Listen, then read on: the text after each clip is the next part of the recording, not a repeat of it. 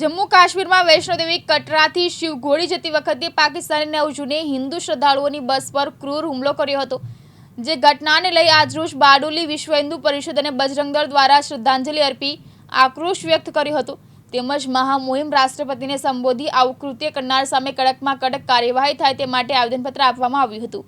જમ્મુ કાશ્મીરમાં વૈષ્ણોદેવી કટરાથી શિવઘોડી જતી વખતે પાકિસ્તાને 9 જૂને હિન્દુ શ્રદ્ધાળુઓની બસ પર ક્રૂર હુમલો કર્યો હતો। શોષિત ઇસ્લામિક જેહાદી આતંકવાદીઓ દ્વારા કરવામાં આવેલા કાર્યતાપૂર્ણ હુમલામાં 10 નિર્દોષ હિન્દુ યાત્રાળુઓ માર્યા ગયા હતા। આ એક એવી ઘટના છે જેણે સમગ્ર દેશવાસીઓને આઘાત પહોંચાડ્યો છે અને આ ક્રૂર ગુનાથી સમગ્ર દેશ વ્યથિત થયો છે।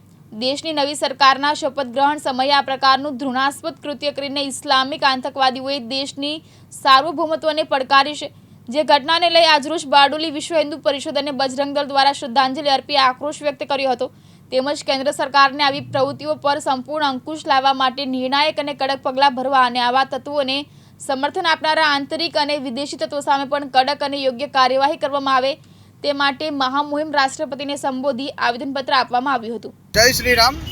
જમ્મુ કાશ્મીરના રિયાસી જિલ્લામાં જે તીર્થયાત્રીઓ પર જે નાલાયક આતંકવાદીઓ દ્વારા જે બસ પર ફાયરિંગ કરી છે અને તે ફાયરિંગમાં 10 લોકો મૃત્યુ પામ્યા છે અને 33 જેટલા લોકો જે હાલ સિરિયસ છે, તેના અનુસંધાને આજે વિશ્વ હિન્દુ પરિષદ અને બજરંગ દળ સુરત જિલ્લા દ્વારા આજે બારડોલી ખાતે